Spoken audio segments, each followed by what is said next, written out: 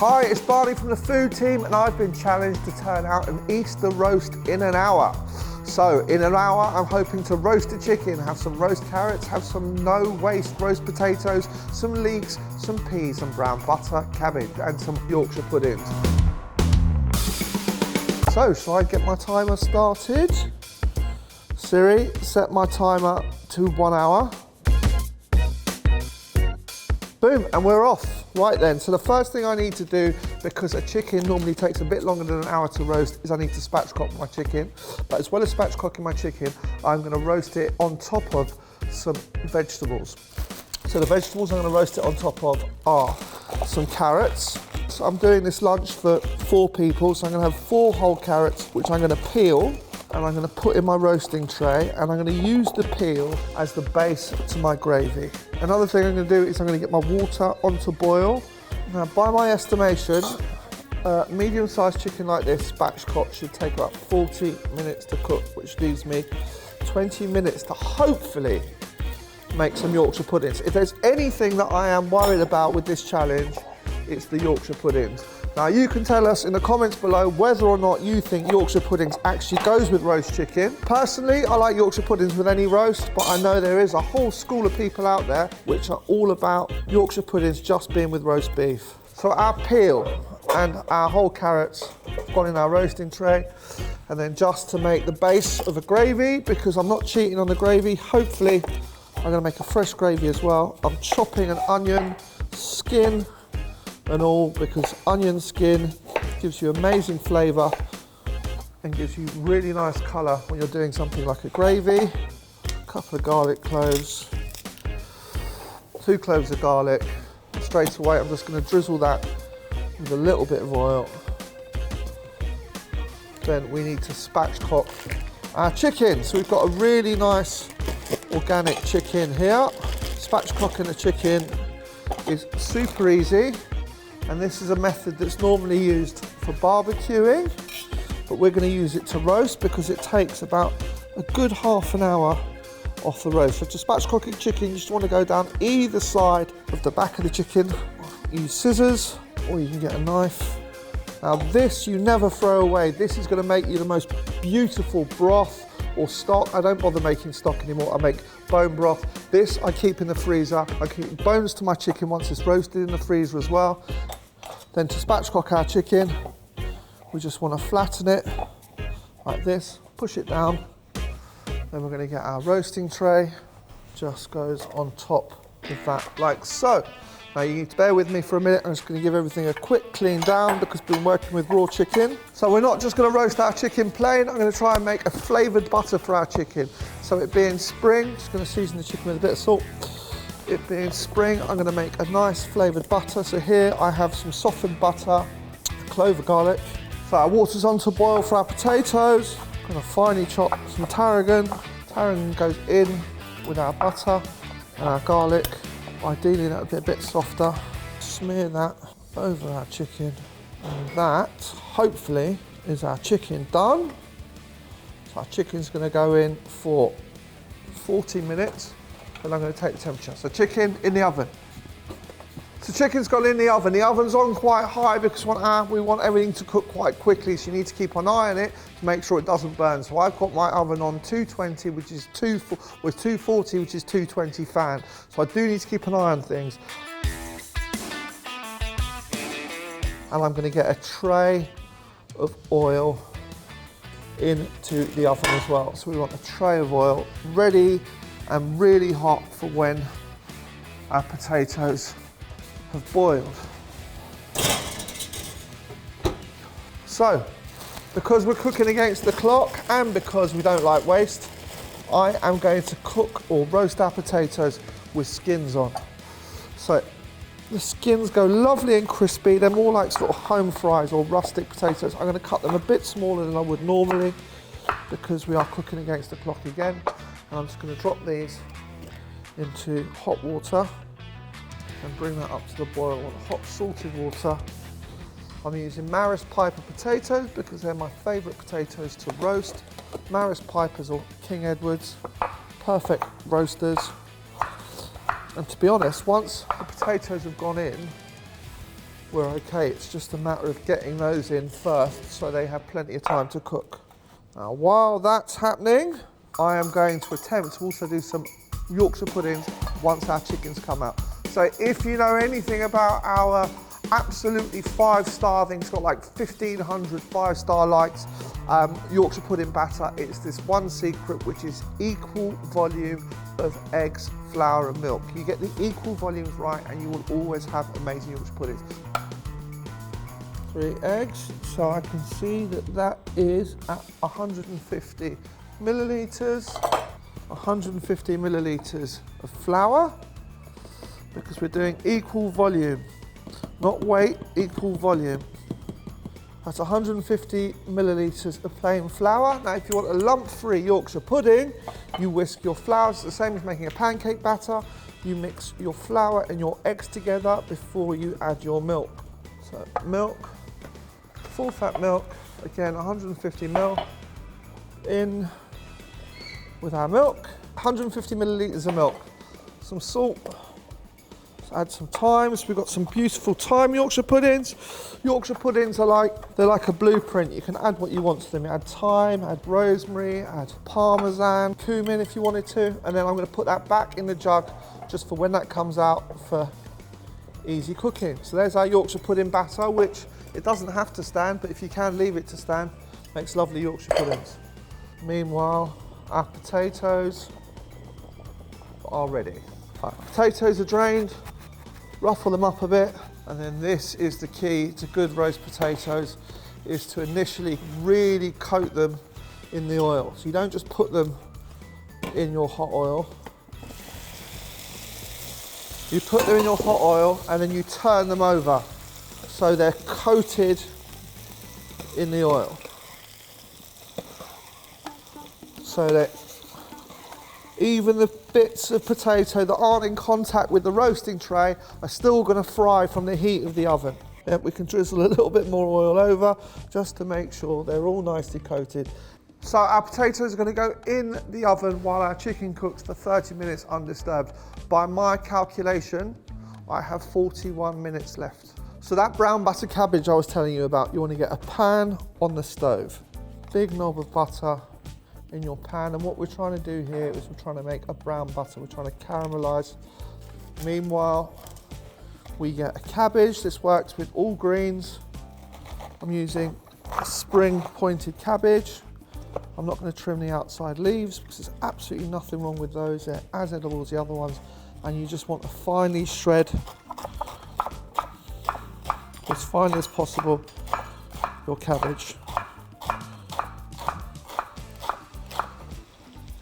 There's nothing more to this than just putting your cabbage, it's a bit like stir frying the cabbage in butter into the pan, and then the next bit, like you watch it all of a sudden, as soon as you add salt or anything like this, the salt just seems to soften it and it seems to break it down. So it looks like a lot to start with.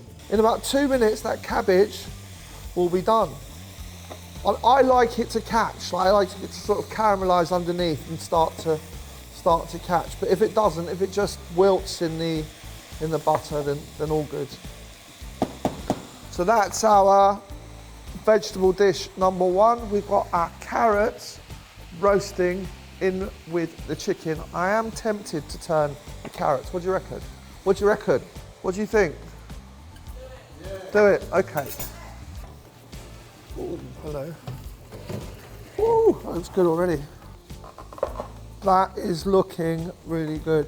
So I'm just going to lift the chicken off, give my pan a shake just to get those carrots cooking in that butter. Then chicken goes back over the carrots, back in the oven. So by my estimation, that's got 22 minutes. And fingers crossed that'll be done. Meanwhile, our cabbage is caramelising just as I said it would. See that? That's just as I want it. That right there is flavour. Sticky brown butter cabbage. That is absolutely perfect. So that is going to go on the side. So I've got 2 leeks here for 4 people. I'm going to keep the leeks quite chunky. They're going to go into a saucepan. To be honest, that looks a bit mean. I'm going to do 3 leeks. Now I'm going to cover these just halfway with water, pinch of salt. It's Easter. We love butter. Knob of butter, and then I'm going to bring that up to quite a hard simmer. Then what's going to happen is the water's going to evaporate. It's going to cook in all those lovely buttery juices. Once that's all cooked down, what we're going to do is just going to defrost some peas into there as well. Newsflash, I actually think the chicken might take a bit quicker than we said it would. So I had it down as 40 minutes. To be honest, it's looking like it could be cooked in a little bit under, but meanwhile, our leeks, so I said this before, our water has evaporated. What we're left with is this beautiful sort of water and butter mix, and that's what's going to cook our peas. So I've just got some frozen peas here. I'm going to add about 4 handfuls of those. We're going to keep the heat on, and that is what's going to cook our peas with our leeks. So that's just going to defrost them. Already that's looking like a really lovely vegetable side.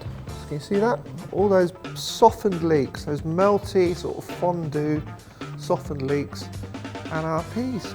Right, so by my reckoning, I gave the chicken 40 minutes, it's had 35 minutes, it's on a 240 oven, so it's quite high, 220 fan, and it's looking like it could be there. So we're going to bring it out.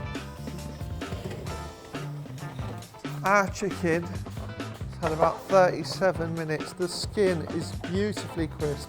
So this is a really good quality chicken, and I'm looking for anything around 70. So that is coming up.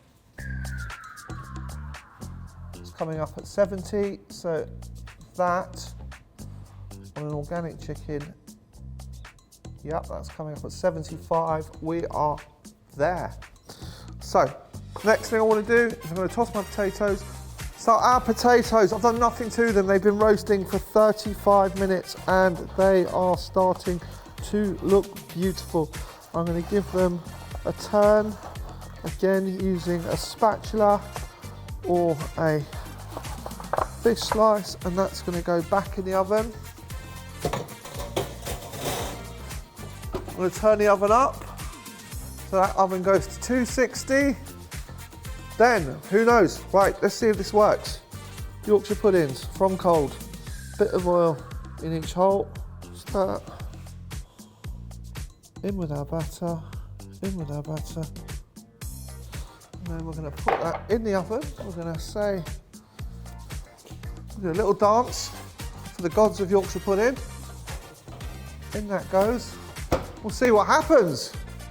So, by my reckoning, I have 12 minutes left. So fingers crossed, those Yorkshire puddings puff up in 10 minutes and I've got 10 minutes to make a gravy. And if that happens, we would have made a roast in an hour. So, gravy time. I've got my chicken, which is gonna rest. That's gonna go on a board, like so. Our beautiful tarragon roasted chicken, our roasted carrots, which have been cooked in all those lovely chicken juices. They will stay hot. Both of those are going to go on the side. We're going to leave that to rest. Then I want to get myself a saucepan. Now I wouldn't normally do it this quickly, but we'll do this as quickly as we have to. I'm going to take the contents of our roasting tray. I mean, if your roasting tray went straight onto the stove, then you could do it straight onto the stove, but we're not. So I'm going to get my contents of my roasting tray into the saucepan. Now we want a little bit of flour. A very famous chef once said a little bit of flour makes a sauce, too much flour will ruin it.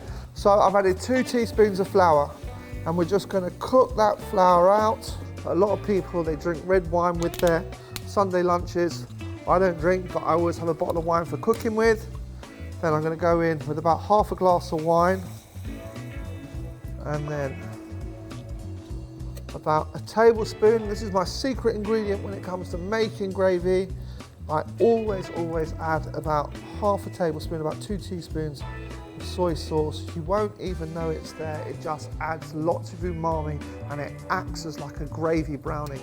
You get this gorgeous colour from adding soy sauce. So here we have some ready-made chicken stock just because it was there. You could quite easily use some water from the kettle and a stock cube. And I'm going to add 300 millilitres of that, and then that's going to come up to the boil, and there we will have an absolutely delicious, beautifully browned roast dinner gravy made from scratch. And there we will have our roast dinner. So I give us, according to my calculation, I give us 7 minutes. As the chicken rests, you're going to get lots of lovely resting juices. Those resting juices do not waste. Get yourself a chopping board with a moat in it, and then pour those resting juices into your gravy. Now we know that chicken is cooked because those resting juices are clear. There's no trace of pink in them. Right, countdown time, we have 2 minutes left. So in 2 minutes time, my Yorkshire pudding is going to come out the oven and my roast potatoes are going to come out the oven. That leaves me with one thing left to do. I'm going to strain my gravy. So this gravy has been simmering away for about 8 minutes. And there, can you see that? We have an absolutely beautiful, there you go, there's my timer. So 1 hour exactly, stop. 1 hour exactly. Roast potatoes, boom. Our revolutionary Yorkshire puddings. I make that about 1 hour, 1 minute. We have no waste, peel on, beautiful, crunchy roast potatoes. We have these Yorkshire puddings, which I think are some of the fluffiest, lightest Yorkshire puddings I've ever cooked. And they were cooked from cold. We have a gravy made from scratch.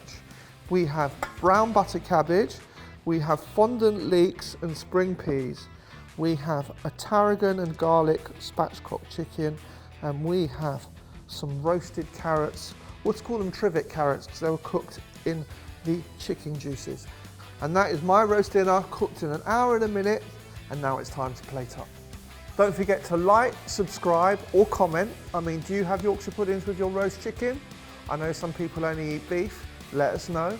And if you want more inspiration on Easter lunches or Sunday roasts, head over to our website or download our app. Boom.